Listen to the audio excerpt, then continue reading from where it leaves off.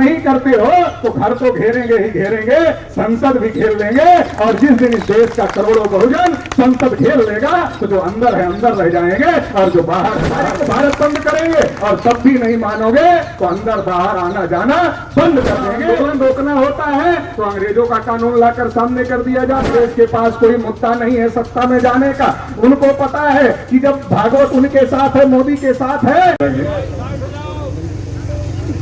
साथियों, भारत मुक्ति मोर्चा और राष्ट्रीय पिछड़ा वर्ग मोर्चा के आह्वान पर आज जंतर मंतर पर राष्ट्रव्यापी धरना प्रदर्शन आयोजित किया जा रहा है, और आप सभी लोग इतनी बड़ी संख्या में यहाँ पर आए हुए हैं, इसके लिए आप सभी लोगों को इसकी बधाई देते हैं। आज के इस धरना प्रदर्शन की अध्यक्षता कर रहे आदरणीय वामन मेश्राम साहब, हमारे तमाम संगठनों के पदाधिकारी जो कि इस धरना प्रदर्शन के समर्थन में आए हुए हैं, उनको भी बहुत बहुत धन्यवाद देते हैं। साथियों, एक लंबे समय से हम लोग इस लड़ाई को लड़ रहे हैं, और लड़ाई क्या है कि देश में सबकी गिनती होनी चाहिए। देश के प्रधानमंत्री नरेंद्र मोदी जी, नरेंद्र मोदी विकास विकास विकास विकास विकास विकास, जितना विकास की बात नरेंद्र मोदी करते हैं उतना विकास की बात कोई और नहीं करता। लेकिन नरेंद्र मोदी जो विकास की बात करते हैं बार बार और कहते हैं हम विकास करना चाहते हैं, वही नरेंद्र मोदी जी जब जाति जनगणना की बात आती है तब वो चुप हो जाते हैं। जब संख्या के अनुपात में हिस्सेदारी की बात आती है तब वो चुप हो जाते हैं। जब समान शिक्षा की बात आती है तब वो चुप हो जाते हैं। जब इस देश में ओबीसी एससी एसटी को विकास के लिए पर्याप्त मात्रा में बजट की बात आती है तब वो चुप हो जाते हैं। जब ओबीसी से क्रीमी लेयर हटाने की बात आती है तो वो चुप हो जाते हैं। और जब सुप्रीम कोर्ट ये कहता है, टिप्पणी करता है कि एससी एसटी पर भी क्रीमी लेयर लगा दिया जाए, जो कि संविधान में कहीं नहीं है, असंवैधानिक है, तो भी नरेंद्र मोदी जी चुप हो जाते हैं। सवाल ये है कि गिनती के बगैर विकास कैसे होगा, बजट के बगैर विकास कैसे होगा, और जो हजारों साल से पिछड़े वर्ग के लोग हैं जिनको पीछे कर दिया गया था, और बाबा साहब अम्बेडकर ने संविधान में रिजर्वेशन की व्यवस्था करके जिनको आगे लाने की कोशिश किया, ये व्यवस्था देने का काम किया, आज क्रीमी लेयर की वजह से ओबीसी का आरक्षण प्रभावहीन हो गया, और एससी एसटी का आरक्षण प्रभावहीन करने के लिए एससी एसटी को क्रीमी लेयर लगाने की तैयारी चल रही है। निजीकरण बड़े पैमाने पर किया जा रहा है, रोज का रोज पब्लिक सेक्टर गवर्नमेंट सेक्टर बेचा जा रहा है, और विकास की बात, देश को आगे ले जाने की बात हो रही है। तो हमें तो समझने की जरूरत है। एक और बात बहुत ज्यादा देश में हो रही कि ये कानून अंग्रेजों का है, इसको बदल देंगे, ये कानून अंग्रेजों का है, इसको बदल देंगे, ये भी कानून अंग्रेजों का है, इसको बदल देंगे। अरे हम तो नरेंद्र मोदी जी से और अमित शाह जी से कहना चाहते हैं कि अरे भाई, आपको अंग्रेजों से बहुत चिढ़ है तो हमको कोई हमदर्दी नहीं है, हमारे भाई बंधु अंग्रेज नहीं थे, आप अंग्रेजों का कानून बदलना चाहते हो, हमें दिक्कत नहीं है, लेकिन जब हमारा आंदोलन रोकना होता है तो अंग्रेजों का कानून लाकर सामने कर दिया जाता है। अंग्रेजों ने जब गिनती किया तो हम 52% थे, आज तक हमको वही आंकड़ा बताना पड़ रहा है कि हम 52% है, 52% है, 52% है, 52% है। अरे भाई नरेंद्र मोदी जी, अरे भाई अमित शाह जी, एक बार ये भी तो गिनती कर लो, कम से कम हम आपका नाम लेकर बताएंगे कि नरेंद्र मोदी ने गिनती किया था, अमित शाह ने गिनती किया था, और उनकी गिनती के समय में इतना % हमारी संख्या है, और इसलिए हम नई संख्या बताएंगे, हम अंग्रेजों की संख्या नहीं बताएंगे। लेकिन आपको ना अंग्रेजों से नफरत है, ना आपको किसी से नफरत है, आपके आका जो मोहन भागवत है उनको नफरत है। तो इस देश के जो असल बासिंदे हैं, असल मूल्यवासी हैं, जो एससी एसटी ओबीसी माइनॉरिटी के लोग हैं, उनसे नफरत है, और आप उनको हक अधिकार देना नहीं चाहते, उनके हक अधिकार पर डाका डालना चाहते हैं। और ये बार बार बार बार बार बार हो, लंबे समय से किसान लड़ाई लड़ रहे हैं, कि हमें एमएसपी गारंटी मिलना चाहिए, एमएसपी गारंटी मिलना चाहिए, एमएसपी गारंटी मिलना चाहिए। नरेंद्र मोदी 2014 में आए तो कहा था कि किसानों की इनकम दोगुना कर देंगे। हो गई क्या? खाद की दाम दोगुना हो गया, पेस्टिसाइड का दाम दोगुना हो गया, हर चीज का दाम दोगुना हो गया, बिजली का बिल बढ़ रहा है, सब कुछ हो रहा है, लेकिन किसानों की इनकम नहीं बढ़ी।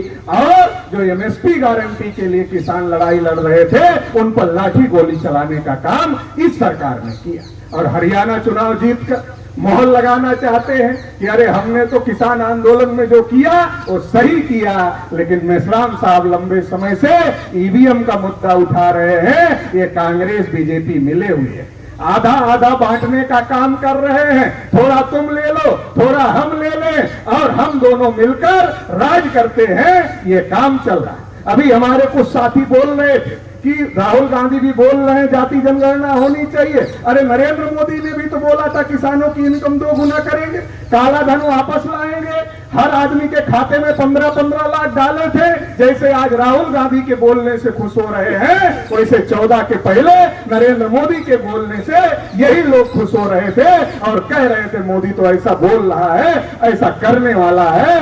2 कार्यकाल चला गया, तीसरा कार्यकाल आ गया, नहीं किया। सत्ता परिवर्तन का खेल है। आज राहुल गांधी के पास, कांग्रेस के पास कोई मुद्दा नहीं है सत्ता में जाने का। उनको पता है कि जब भागवत उनके साथ है, मोदी के साथ है, तो अगर हम ब्राह्मणवाद की बात करेंगे, हम मनुवाद की बात करेंगे, हम हिंदू मुसलमान की बात करेंगे, तो बीजेपी के साथ लोग खड़े हो जाएंगे, हमारे साथ खड़े नहीं होंगे। तो राहुल गांधी को पता है, कांग्रेसियों को पता है क्या बोलने से लोग हमारे साथ खड़े होंगे। उनको पता है इस देश में वामन मेश्राम साहब के नेतृत्व में बहुत बड़ा बहुजन मूवमेंट चल रहा है, जो ये जागृत कर रहा है कि देश में जिसकी जितनी संख्या उसका उतना हिस्सा मिलना चाहिए, देश में सबकी गिनती होनी चाहिए, सबके साथ न्याय होना चाहिए। तो इसलिए अब उनको लगता है अगर हम संविधान की बात करेंगे, अगर हम आरक्षण की बात करेंगे, अगर हम जाति जनगणना की बात करेंगे, अगर हम सबकी हिस्सेदारी की बात करेंगे, तो ये तो हमारे पीछे चले आएंगे, ये हमारे पीछे चले आएंगे, तो हम सरकार बना लेंगे। और जब हम सरकार बना लेंगे तो सरकार बनाने के बाद में जैसे मोदी ने कुछ नहीं किया वैसे हम भी कुछ नहीं करेंगे, तो ये मामला चलता रहेगा। तो आपको हमको समझने की जरूरत है कि ये मिली भगत का जो खेल चल रहा है, राहुल गांधी बहुत बोल रहे हैं, जिन राज्यों में राहुल गांधी की सरकार है वहां गिनती कर रहे हैं क्या, वहां रिजर्वेशन बढ़ा रहे हैं क्या, क्यों नहीं बढ़ा रहे हैं? अगर वो बोल रहे हैं, अगर वो ईमानदार है तो होना चाहिए था, मगर नहीं हुआ। एक बात और कहना चाहता, नीतीश कुमार जी बिहार के मुख्यमंत्री हैं, जाति आधारित जनगणना के समर्थक हैं। बिहार में उन्होंने सर्वे कराया, आरक्षण भी बढ़ाया, लेकिन उसको सुप्रीम कोर्ट में चुनौती दे दी गई, हाई कोर्ट ने रोक दिया, सुप्रीम कोर्ट ने उस रोक को अभी तक जारी रखा है। नीतीश कुमार जी को भी मैं कहना चाहता हूं, अगर आप ईमानदार हैं जाति जनगणना के लिए, अगर आप ईमानदार हैं बहुजनों के परस संख्या के अनुपात में हिस्सेदारी को लेकर, तो आप इस सरकार को कहिए, जो सरकार आपकी बैसाखी पर खड़ी है, इस सरकार को कहिए जाति जनगणना कराओ, जिसकी जितनी संख्या है उतना हिस्सा लागू करो, और जो बिहार में आरक्षण लागू हुआ है उसको संविधान की 9वीं अनुसूची में डालो। ये नौटंकी अब बंद होनी चाहिए, आरक्षण बढ़ाने की नौटंकी, फिर सुप्रीम कोर्ट हाई कोर्ट से रोकने की नौटंकी, ये नौटंकी बहुत हो गई, अब ये नौटंकी बंद होनी चाहिए।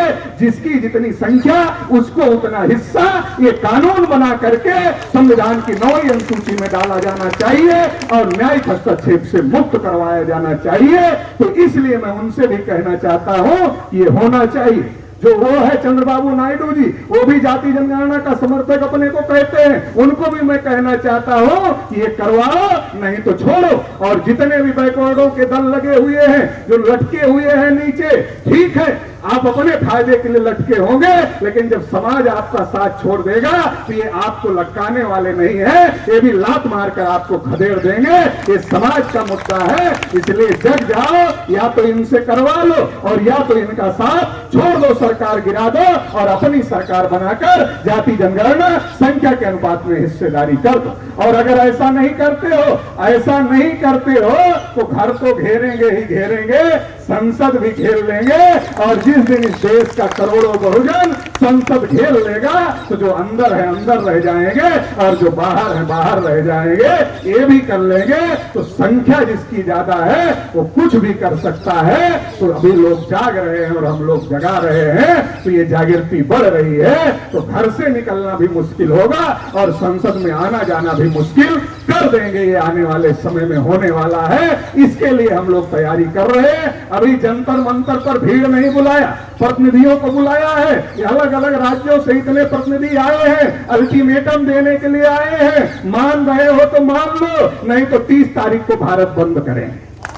30 तारीख को भारत बंद करेंगे और तब भी नहीं मानोगे तो अंदर बाहर आना जाना बंद कर देंगे। ये होने वाला है साथियों, ज्यादा समय नहीं है, इसलिए इतनी बात आप लोगों से कहना चाहता हूं। आप यहां से जाओ तो गांव गांव में इस बात का प्रचार प्रसार करो कि हम दिल्ली गए थे जंतर मंतर पे, संसद यहां से दूर नहीं है। प्रचार करो कि हम गए थे और वहां से कह के आए हैं कि अगर ये सरकार नहीं मानेगी तो फिर घेर लेंगे, अंदर बाहर नहीं होने देंगे।